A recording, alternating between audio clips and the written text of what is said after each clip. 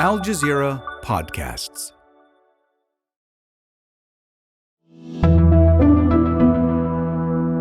Today, as international doctors leave the European hospital in Gaza, we hear who they left behind. They're basically under the understanding that with us gone, they are now a target. With Israel escalating its attacks on Rafah, hospitals are being deprived of crucial medical staff. I'm Malika Bilal, and this is The Take.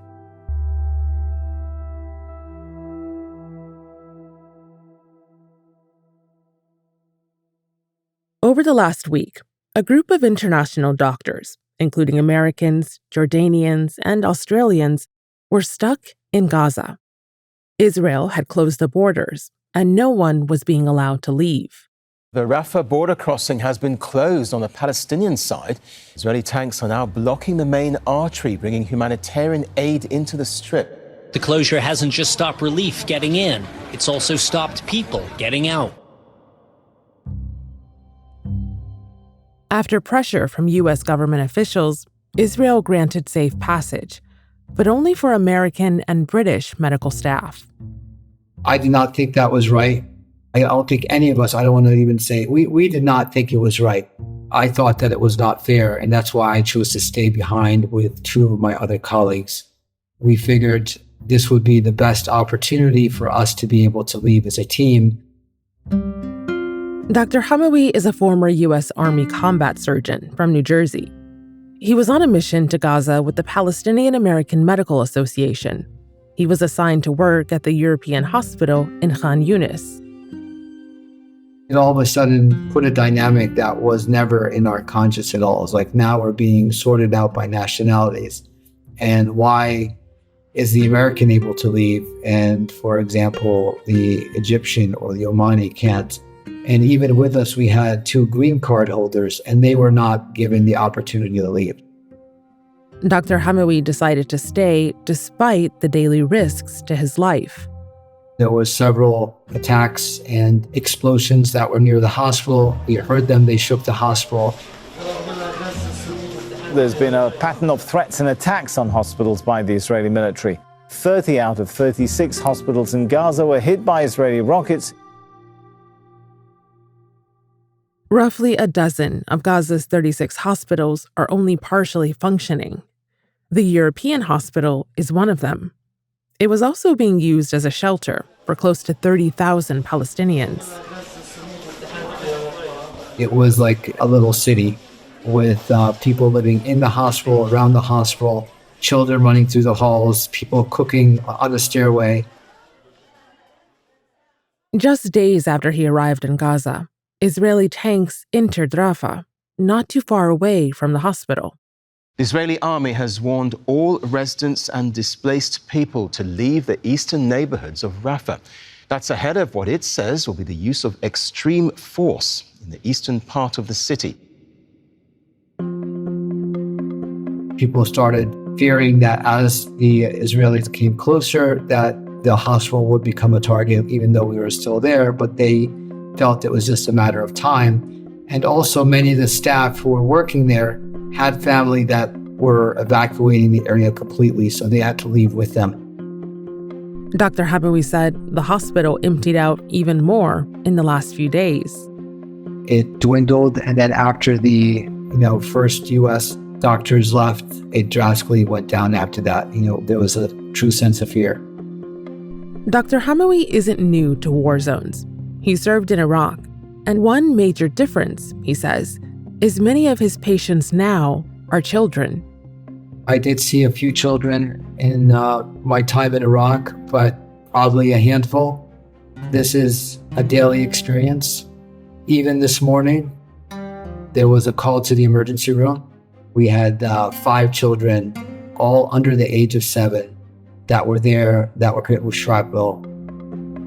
And the youngest one was a baby, probably about 7 or 8 months old, and the oldest one probably about 5 or 6. So this is, again, not unusual. This is what I see every day there, that we all saw every day. That's one difference. And the other is the number of mass casualties that came in. So in Iraq, we had mass casualties. Most of them, I would say, was like small groups. Like a platoon would get in trouble, there would be a convoy, there would be Iraqis that would also get injured, or people caught in a crossfire, but they would come in as, a few. But in Gaza, Dr. Hamawy says the injuries and loss of life he's witnessed is on another scale. The number of mass casualties that came in was much higher, and I think it's due to, the artillery, the airstrikes that are coming in and eliminating houses and families at a time, as well as their neighbors and the people surrounding them. And he isn't alone in thinking that. Dr. Mohamad Abdelfattah is an American ICU doctor who was also at the European hospital before he was evacuated. We're seeing a lot of burns, severe burns, like 60, 70, 80% burns. We're seeing explosive injuries that are leading to amputation of limbs. We saw a gunshot wound to the jaw. We've seen gunshot wounds to the belly. The majority of the victims have been children. That's been the most difficult thing. Just outside our hospital, so in Khan Yunis, the hospital was hit, and 5 people were martyred, and one child, 5-year-old girl, brought in today in horrific shape. She literally had orange braids in her hair. She had painted fingernails. We did everything that we could for her, put her on a breathing tube, gave her blood products, stabilized her, then took her to the CT scanner to try to see how severe her brain injuries were, and she went into cardiac arrest right there. So it was very difficult.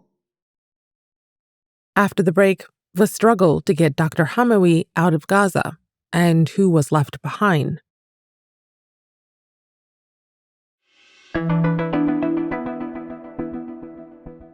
"20 years ago, when I was wounded in Iraq, Dr. Hamawy was on duty at the ER in Baghdad at the Combat Surgical Hospital, and he saved my life."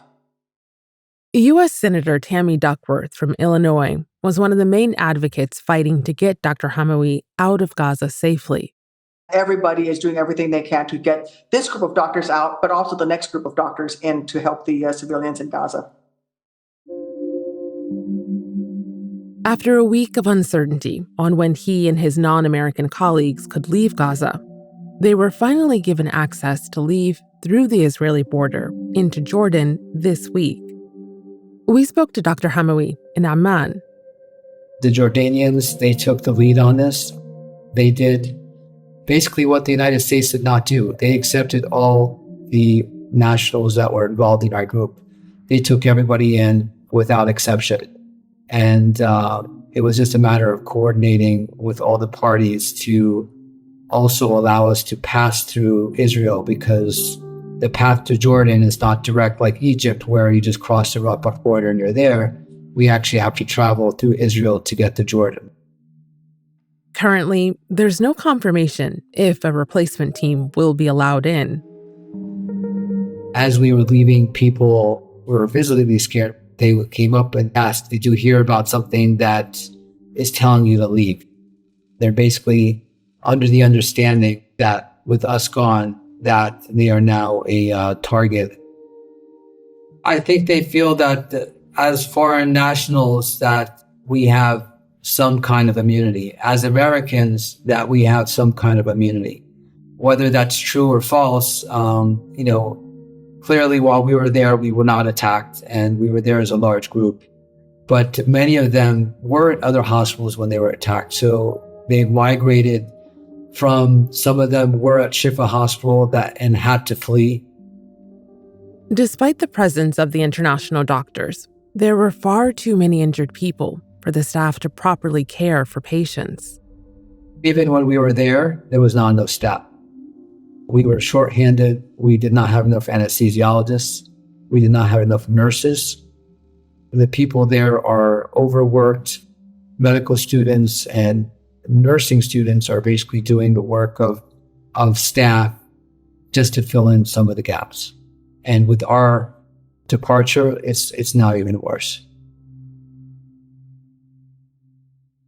After witnessing the atrocities and the deaths firsthand, Dr. Hamawy said he wants U.S. President Joe Biden to do more. I want us to do what we can to stop it, not keep it going.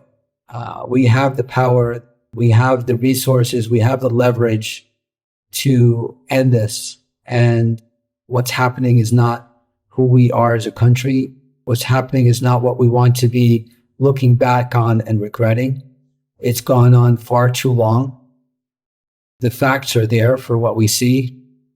I'm a physician, I treat patients, and we have a high number of civilian casualties. Let's not keep this going. Let's stop this. I can only do what I can as a doctor. He's the president of the United States. I just ask him to do what he can and do the right thing. I think he needs to look at our values and see what they really are and reflect that. Dr. Abdelfattah, like Dr. Hamawy, says he doesn't want the attention to be on them rather than the people in Gaza. But as Americans, they both feel a responsibility to hold their president accountable. It's laughable. Like, we know that this is an American war, supplied by American weapons, green-lighted by the American president, continuously supplied, rearmed throughout the past 6-7 months. We know that the American president, Biden, can stop this as soon as he makes one phone call. Like, he can end this whenever he wants. For Dr. Hamawy, he says despite the ordeal of him being trapped and being away from his family, he wants international medical staff to keep trying to get into Gaza. I think our experience might make people think like, oh my God, what did these people do go to Gaza? And I don't want this to discourage people from going there.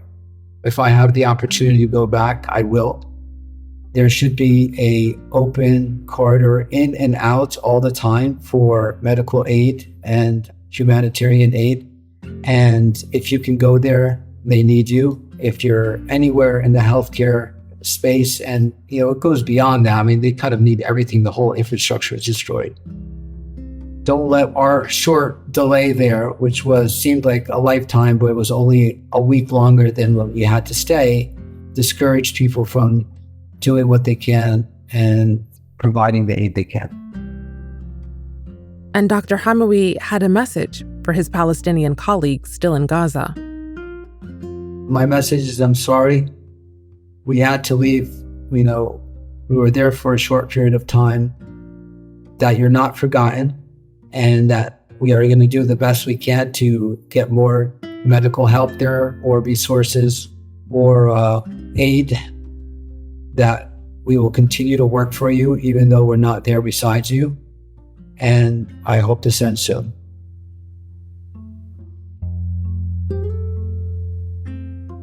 And that's The Take. This episode was produced by Tabish Talib and Ashish Malhotra, with Manahil Naveed, Sarí el-Khalili, Tamara Khandaker, and me, Malika Bilal.